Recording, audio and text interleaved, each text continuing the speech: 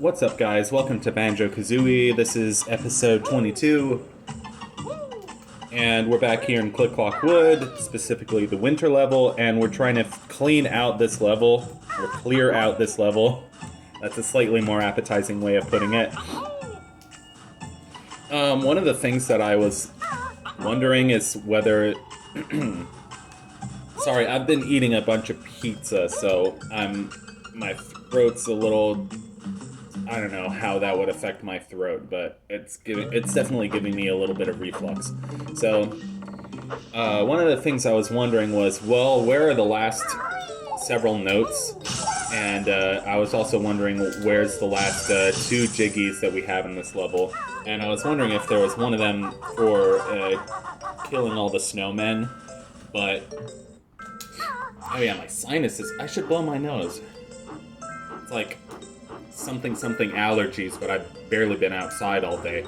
You know, I should fix that. I should go for a walk and I should get outside. Hey, here's some notes. I found some notes. And, yeah, you don't get a Jiggy for killing all the snowmen at this level. That's, Freeze Easy Peak. But I was figured, you know, you should at least get some sort of reward for killing all the snowmen in this level. One of them gives you a 1-up. And, I think we've already killed most of the other important ones. Or killed, defeated, you know, whatever. It's like, oh yeah, you play enough video games and you say the word kill so lightly. You know, like, oh yeah, we killed this dog, but like, why did you kill that dog? You know. I guess not a lot of games have dog enemies, but like Earthbound has quite a few. And then I realized, oh... I can bust open this window up here and finally see what's in here.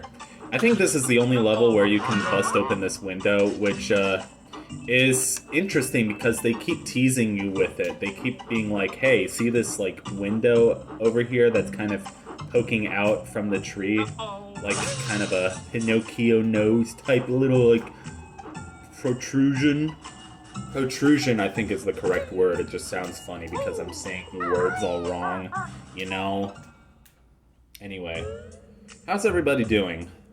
I'm doing okay. I am going to... Well, I'm in the middle of doing laundry today. I'm drying the laundry.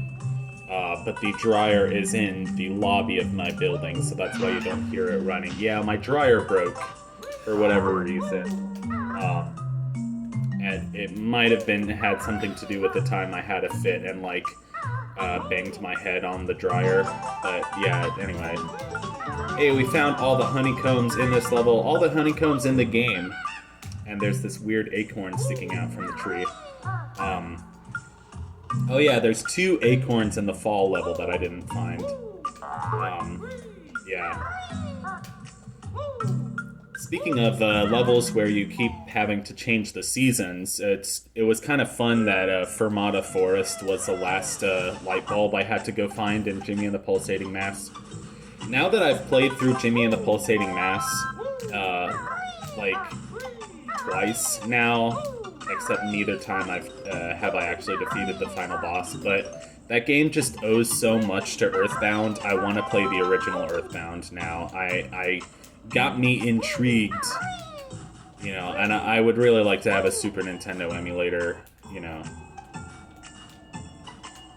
Oh, but just play Switch Online. Well, I don't have a Switch. I still have my Wii and my Wii U, but they discontinued any virtual console activities on either of those, which fucking sucks. Nintendo. Get your fucking act together, Nintendo. I'm sorry for cursing, but, you know, it's... Nintendo, I just want Nintendo to accept that, you know, emulation is, legit. Even though it's not always legit. Here, you know... I was trying to make this jump over to the other branch, and I knew it was possible, but I think something to do with the snow, I just kept, walking off the side without intending to, because the snow has, like, 0 traction, or it has less traction than, you would want, anyway. So, yay, 7 notes left in the entire level. Are we done with winter? Nice glitch. Just kind of fluttering in the air. Okay, yeah. This was fun to edit. I had like 45 minutes of footage that was just in this level. Probably less than that. It felt like longer because I was looking around the whole level, like, not knowing what to do. I should get water or something. Anyway.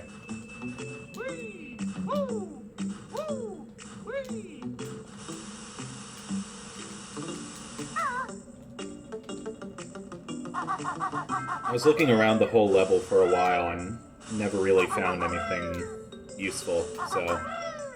Except for the honeycomb. The honeycomb was useful, and then I did end up finding a few more notes. And then I did my impression of the Mumbo token sound. It was funny. I saw something on like Instagram about a girl doing an impression of the. Yeah, there's my impression.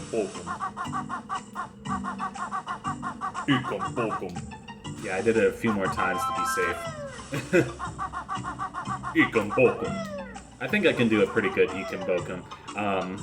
I don't remember who's the actual voice. I don't remember if it's Grant Kirkhope. I remember when Grant Kirkhope went on Game Grumps, which was like it was more than 10 years ago. But he did an episode talking about like which characters on Banjo-Kazooie that he actually did the voice of. For some reason, I remember him saying that he was the voice of Mumbo, but I can't actually picture Grant Kirkhope's face with the voice of Mumbo. But if, you know, I'm like the whitest looking guy on the planet, and if I can do Ikum Bokum, hey, all white guys can be racist and do well, I say racist because Mumbo is kind of a stereotype Native American character. Ironically, in a game that's developed in Britain, Native American stereotype.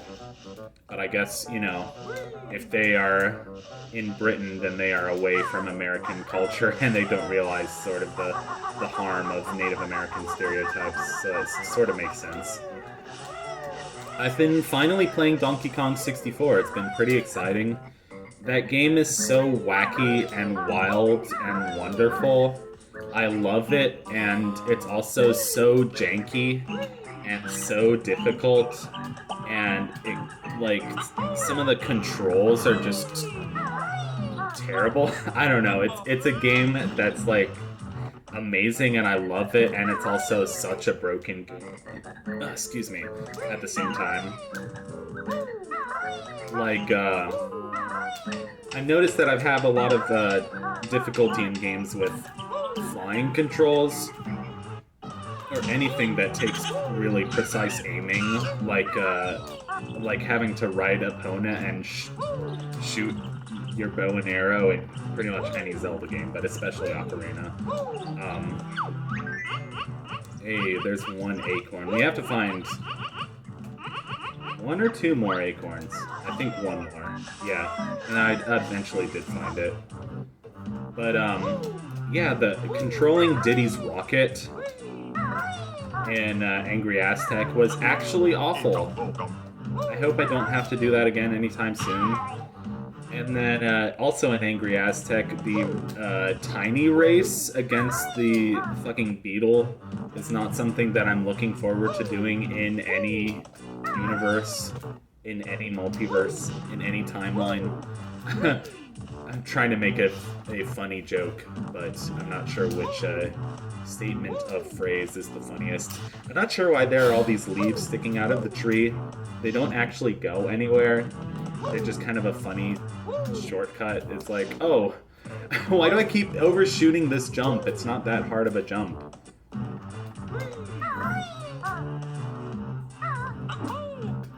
There we go. It's somehow more embarrassing to overshoot a jump than to undershoot it, because it's like, if you overshoot, like, a tiny platform, it's like, oh man, I knew I could have made it, but I didn't. Like, but it also sometimes, when you're jumping from tiny platform to tiny platform, you have to have so much momentum control. That reminds me of earlier this year, I was like, oh, I'm gonna try beating Epic Dumpster Bear, a game that is like a really goofy, janky, broken Unity game, but it's very clearly inspired, I think, by some of the level design in like Mario 3 and stuff like that, or just, Mario in general. What? Please tell me this leads to something good. Actually, I remember what it leads to, but I don't remember what it leads to. It was like nothing. It was just a shortcut higher up the tree. It's like a shortcut up here. Is this literally just Nabnut's house? It's like we can get here we can get here already. We can get here anyway without having to do the... No, this isn't even Nabnut's house. It's where that snowman was in winter. Yeah, it's where the cabin is. The tree house, I guess it's called. I like the gimmick that the treehouse gets a little bit more completed in each season. I'm surprised that they didn't hide anything behind the treehouse, because it would have totally made sense if they did. I've been watching Nintendo Capri Sun play Bug Fables, because I do love me some Paper Mario, and I've heard that that game is good if you're a fan of Paper Mario, because it's basically just Paper Mario with bugs. And he said something in it about, like, oh, like, I don't really like orange levels. And I'm like, well, what about autumn levels? Because autumn levels are just orange, like, autumn levels are orange. Like this. Like, this is Click Clock Wood in fall. And it's basically an orange level. And he's like, oh, yeah, that one level in Kirby's Adventure. And I was like, oh, Orange Ocean. I think I googled where the last acorn was, and that's how I found it. I hear a caterpillar. Oh my god. Oh, there's a few notes in here. There's just 3. I really wanted there to be 7 notes in here, but my luck was not the case. Okay, yeah, there's an acorn right there. That's pretty cool. 4. Yeah, I was saying I just need 4. 4 notes. 4. I say 4. The number 4, I drag it out like it's 2 syllables. 4. I've never had a 4 Loco. And I don't plan on having a 4 Loco anytime soon. But, yeah, I really should avoid alcohol, except it's kind of hard to avoid it in social settings.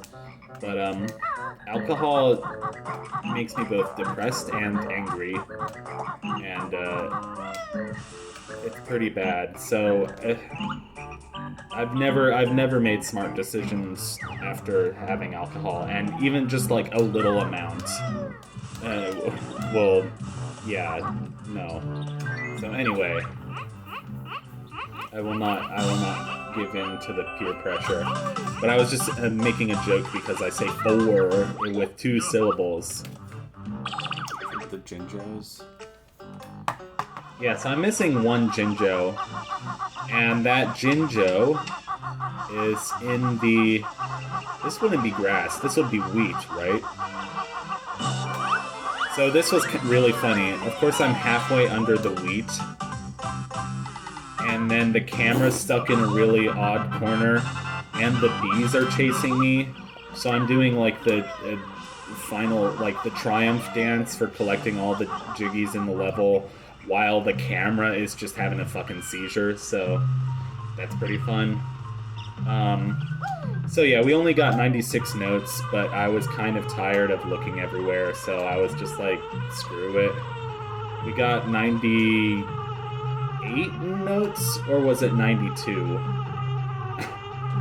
I think it was 98 notes in Gobi's Valley, and then I just got tired of looking, so same thing happened here.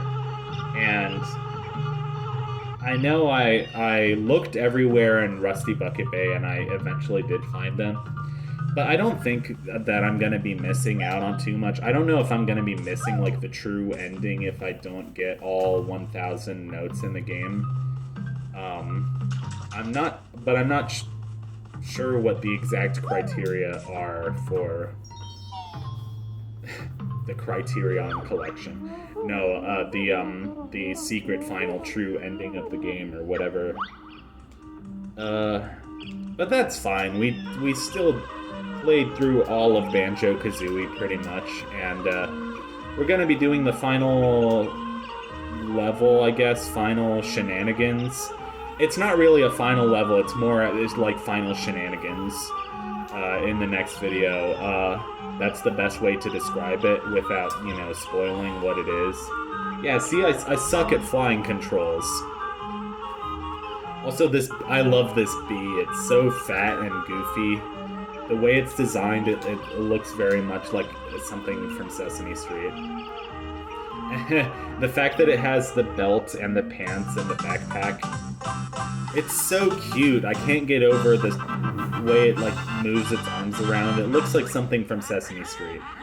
You side with Banjo, but change tack. Imagine you on Grunty's back. Okay. Well, on that note, see you in the next episode of Banjo-Kazooie. Take care.